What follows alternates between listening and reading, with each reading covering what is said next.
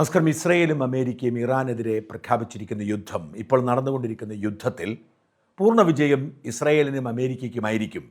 ഇറാന് ഒരു തരത്തിലും പിടിച്ചു നിൽക്കാൻ കഴിയില്ല എന്ന തരത്തിലാണ് പാശ്ചാത്യ മാധ്യമങ്ങൾ റിപ്പോർട്ട് ചെയ്യുന്നത്.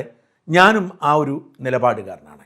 എന്നാൽ ഇത് പറയുമ്പോഴും രണ്ട് കാര്യങ്ങൾ ശ്രദ്ധിക്കേണ്ടതുണ്ട്. ഇറാൻ്റെ സാമൂഹിക രാഷ്ട്രീയ സാഹചര്യവും ഇന്ത്യ എന്ന നമ്മുടെ മാതൃരാജ്യത്തിൻ്റെ നിലപാടും, ഇത് രണ്ടും വ്യത്യസ്തമായ കണ്ണിലൂടെ വായിക്കുന്ന രണ്ട് ഫേസ്ബുക്ക് പോസ്റ്റുകൾ എൻ്റെ ശ്രദ്ധയിൽപ്പെട്ടു. ഈ രണ്ട് പോസ്റ്റുകളും എഴുതിയവർ ഇറാനെ പ്രണയിക്കുന്നവരല്ല, നേരെ മറിച്ച് അവർ ഇന്ത്യയെ ഇഷ്ടപ്പെടുന്നവരാണ്. എങ്കിൽ പോലും ഇറാൻ പോലെ മതം തിന്നു ജീവിക്കുന്ന ഒരു രാജ്യത്തിൽ ഇസ്രയേലിനെ പോലെ മുസ്ലിമുകൾക്ക് ഏറ്റവും അധികം ശത്രുതയുള്ള ഒരു രാജ്യവും അമേരിക്കയും ഒരുമിച്ച് ചേർന്ന് നടത്തുന്ന യുദ്ധം ഇങ്ങനെയും വഴിതിരിയാനിടയില്ലേ എന്ന ചോദ്യം പ്രസക്തമാകുന്നതുകൊണ്ട് ആ രണ്ട് പോസ്റ്റുകളും വായിക്കാം. ആദ്യത്തേത് ജിതിൻ കെ ജേക്കബ് എഴുതിയതാണ്. ഇറാൻ ജനത വിചാരിക്കാതെ ഇറാനെ തോൽപ്പിക്കാൻ കഴിയില്ല. ലോകത്തിലെ ഏറ്റവും റിലീജിയസ് ആയ വിഭാഗം ആരാണ് എന്ന് ചോദിച്ചാൽ ഞാൻ പറയും അത് ഷിയ മുസ്ലിങ്ങളാണെന്ന്. 2 വർഷം ഷിയ ഭൂരിപക്ഷമുള്ള മേഖലയിൽ ജീവിച്ചതിൻ്റെ അനുഭവത്തിലാണ് ഇത് പറയുന്നത്.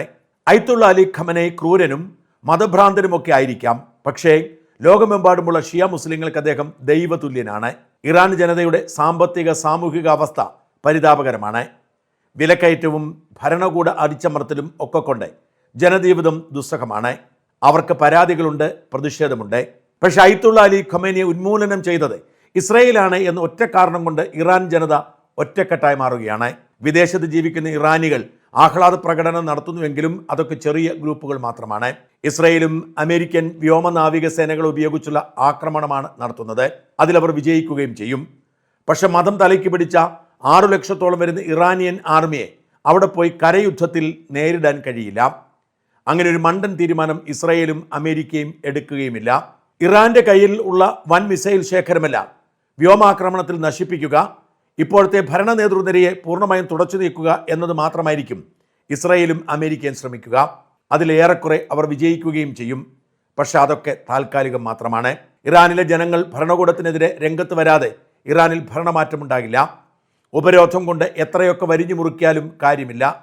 മതം തലയ്ക്ക് പിടിച്ച് ജനതയ്ക്ക് പുഴുത്തു ജീവിക്കുന്നതൊന്നും ഒരു പ്രശ്നമേ അല്ല. ഇറാനിലെ ഭരണകൂടത്തിനെതിരെ തെരുവിലിറങ്ങാൻ ഇറാൻ ജനതയോട് അമേരിക്കൻ പ്രസിഡന്റ് ട്രംപ് ആവർത്തിച്ചു പറയുന്നതിന് പിന്നിൽ ഇത് തന്നെയാണ് കാരണം.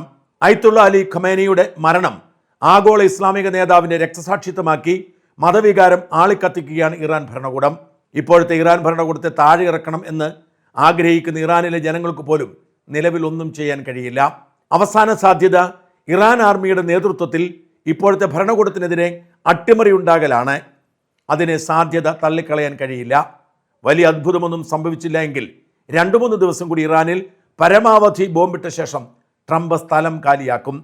ഇസ്രയേലും പരമാവധി നാശനഷ്ടം ഇറാനിൽ ഈ ദിവസങ്ങളിൽ ഉണ്ടാക്കാൻ നോക്കും. യുദ്ധം നീണ്ടുപോയാൽ നഷ്ടം അമേരിക്കയ്ക്കും ഇസ്രയേലിനും ഗൾഫ് രാജ്യങ്ങൾക്കും മാത്രമായിരിക്കും. യുദ്ധത്തിൽ ആരെയാണ് നേരിടുന്നത് എന്നത് മുഖ്യമാണ്. ആധുനിക ലോകത്ത് ജീവിക്കുന്ന മനുഷ്യർക്ക് നീണ്ട യുദ്ധം ചെയ്യാൻ താല്പര്യമില്ല. ചെറിയ സംഘർഷങ്ങൾ പോലും പെട്ടെന്ന് അവസാനിപ്പിക്കാനാകും ശ്രമിക്കുക. ഉക്രൈൻ റഷ്യൻ യുദ്ധം പോലും വല്ല കാലത്തുമാണ് നടക്കുന്നത്.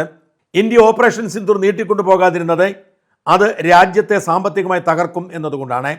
പാകിസ്ഥാനെ പോലുള്ള രാജ്യങ്ങളിലെ ജനങ്ങൾ പുഴുത്തു ജീവിക്കുന്നത് ഒരു പ്രശ്നമേ അല്ല. മതം പുഴുങ്ങിക്കൊടുത്താൽ മതി. പക്ഷെ നമ്മുടെ കാര്യം അങ്ങനെയല്ല. ചൈന 1979 ഫ്രീ മാർക്കറ്റ് സംവിധാനത്തിലേക്ക് വന്നപ്പോൾ ആദ്യമെടുത്ത തീരുമാനം അടുത്ത 50 കൊല്ലം യുദ്ധമുണ്ടാകരുത് എന്നതായിരുന്നു. ഇറാന്റെ കാര്യം നോക്കിയാൽ അവർക്ക് വെള്ളമില്ലെങ്കിലും ഭക്ഷണമില്ലെങ്കിലും കറണ്ട് ഇല്ലെങ്കിലും ഒരു പ്രശ്നവുമില്ല. മരിച്ചാൽ അത് വിശുദ്ധ യുദ്ധത്തിൽ മരിച്ചതാണ് എന്നവർ വിശ്വസിക്കുന്നു. അവർക്കൊന്നും നഷ്ടപ്പെടാനില്ല. അതേസമയം ഗൾഫ് രാജ്യങ്ങളെ നോക്കൂ. അവർ ആധുനിക സൗകര്യങ്ങളോടെ ജീവിക്കുന്നവരാണ്. ഒന്നാമതായി അവർക്ക് യുദ്ധം ചെയ്യാൻ ഒന്നും അറിയില്ല. രണ്ടാമതായി യുദ്ധമുണ്ടായാൽ രാജ്യത്തിനുണ്ടാകുന്ന നഷ്ടം അവർക്ക് നന്നായി അറിയാം.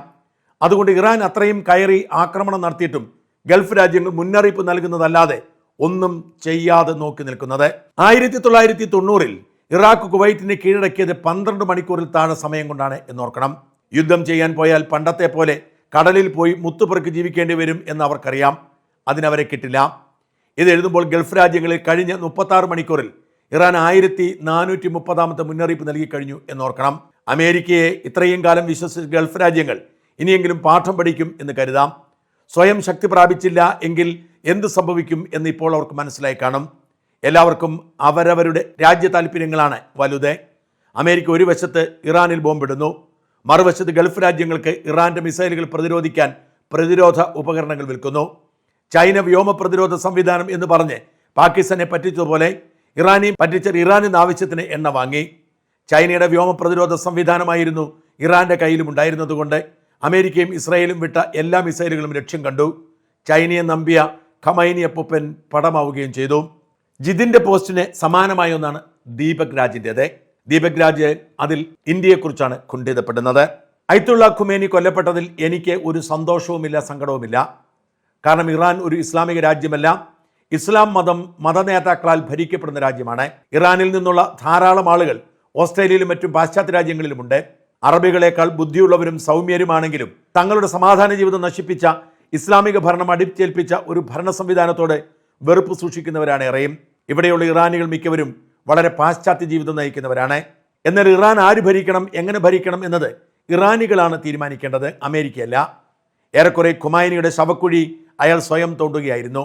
ലോകത്തിലെ ഏറ്റവും കൂടുതൽ പ്രകൃതിവാതക ശേഖരമുള്ള ഒരു രാജ്യം കടുത്ത മതഭ്രാന്ത് ജനങ്ങളുടെ മേൽ അടിച്ചേൽപ്പിച്ച് ഭരിക്കുകയും ഒപ്പം പല തീവ്രവാദി ഗ്രൂപ്പുകൾക്ക് ഫണ്ടിങ്ങും ട്രെയിനിങ്ങും കൊടുത്ത് പ്രോക്സി യുദ്ധം നടത്തുകയും ചെയ്ത് ഇറാൻ ഇങ്ങനെ തന്നെ ഒരു അവസരം ഉണ്ടാക്കുമെന്നറിയാമായിരുന്നു. അമേരിക്കയുടെ കടുത്ത ഉപരോധത്തിൽ പോലും സൈനികമായി കരുത്താർജിക്കാൻ അവർ ശ്രമിച്ചിരുന്നു. രസകരമായ കാര്യം, ലോക മുസ്ലിം എന്നത് സുന്നികളാണെന്നുള്ള ഒരു തോന്നലിൽ നിന്ന് ഷിയ മുന്നോക്കം കാണിക്കാൻ ഉള്ള ത്വര തീവ്രവാദം കൂട്ടരെ സൃഷ്ടിക്കാനും നിലനിർത്താനും വളർത്താനുമായി മാറിയപ്പോൾ അമേരിക്കയേക്കാൾ അത് ഇസ്രായേലിന് ഭാവിക്കൊരു ചോദ്യചിഹ്നമായി മാറി. ഇറാൻ തകർന്നാൽ, ഹിസ്ബുള്ള തകർന്നാൽ പിന്നെ ഹമാസ് അധികം കളിക്കില്ല എന്നത് ഇറാന്റെ ഭാവി നിർവചിക്കാൻ കാരണമായി. ഇനി ഇന്ത്യ. ഇറാനും ഇസ്രായേലും ഒരുപോലെ രണ്ട് കൈയിലും വെച്ചുള്ള ഡിപ്ലോമാറ്റിക് സർക്കസാണ് ഇന്ത്യ കളിച്ചിരുന്നതെങ്കിലും ഇന്ത്യക്ക് സത്യത്തിൽ സാമ്പത്തിക ലാഭമുള്ള ട്രപ്പീസായിരുന്നു ഇറാൻ ബന്ധം. ലോക മുസ്ലിം ഉമ്മത്തിനോടുള്ള ഇറാന്റെ സ്നേഹം എന്നതുകൊണ്ട് കശ്മീരികളോട് ഐക്യമുണ്ടായിരുന്നെങ്കിലും പാകിസ്ഥാനികളെ നെഞ്ചിലേറ്റുന്ന നിലപാടായിരുന്നില്ല ഇറാൻ്റേത്. അതിന് കാരണം ഇന്ത്യക്കെന്ന പോലെ ഇറാനും ഉപരോധം മറികടന്ന് അവരുമായി ബിസിനസ് ചെയ്യാൻ കഴിവുള്ള അപൂർവം രാജ്യങ്ങളിൽ ഒന്നായിരുന്നു ഇന്ത്യ. കാരണം ഇന്ത്യ അവിടെ നിന്ന് ഇറക്കുമതി ചെയ്തതിൻ്റെ ഏകദേശം 2.5 ഇരട്ടി അങ്ങോട്ട് കയറ്റുമതി ചെയ്തിരുന്നു. അതായത് ഇന്ത്യക്ക് ട്രേഡ് സർപ്ലസ് ഉള്ള രാജ്യമായിരുന്നു ഇറാൻ. ഇന്ത്യയിൽ നിന്ന് ബസ്മതി മുതൽ പച്ചക്കറികൾ വരെ ഇറാൻ ഇറക്കുമതി ചെയ്തിരുന്നു. ഇനി അമേരിക്ക അവിടെ ഒരു പാവ സർക്കാരായിരിക്കും ഉണ്ടാക്കുക. ബെന്യാമിൻ നെതന്യാഹുവിന് ശേഷം പ്രോ ഇന്ത്യ നിലപാടുള്ളവർ വരണമെന്നില്ല. പുതിയ ഇറാനിലെ പാവ സർക്കാർ പ്രോ അമേരിക്ക, പ്രോ പാകിസ്ഥാൻ ആയാലും ഞെട്ടേണ്ട കാര്യമില്ല. ഒപ്പം ഇറാൻ എന്നുള്ള ഭീഷണി ഇല്ലെങ്കിൽ മിഡിൽ ഈസ്റ്റിലെ മറ്റു രാജ്യങ്ങൾ പെട്ടെന്ന് തന്നെ കൂടുതൽ ഇസ്രായേൽ ബന്ധം കൂട്ടാൻ തുടങ്ങിയാൽ ഇസ്രായേലും ഇന്ത്യയോട് പഴയ ബന്ധം തുടരും എന്ന് നിർബന്ധമില്ല. മിഡിൽ ഈസ്റ്റിലെ രാജ്യങ്ങൾക്ക് ഇസ്ലാം ഒരു ടൂൾ മാത്രമാണ്, അതായത് രാജ്യഭരണം നടത്താനുള്ള ഒരു ടൂൾ. അവർക്ക് ഇറാൻ എന്നോ ഇസ്ലാം എന്നോ ഒന്നും ബാധകമല്ല.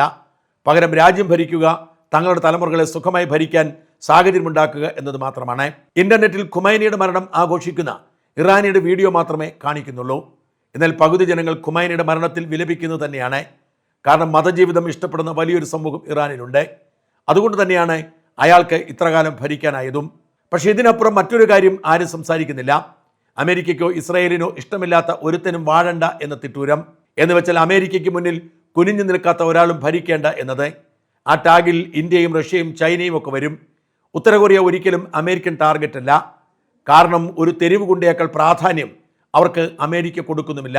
എന്ന് വെച്ചാൽ ഇന്ത്യ, ചൈന, റഷ്യ ഒന്നിച്ചു നിന്നാൽ രക്ഷപ്പെടാം എന്ന് ചുരുക്കമല്ലെങ്കിൽ രാഹുൽ ഗാന്ധിയെ പോലുള്ളവർ ഇന്ത്യയിൽ അമേരിക്ക ഒരു ഭരണമാറ്റം ശ്രമിക്കും.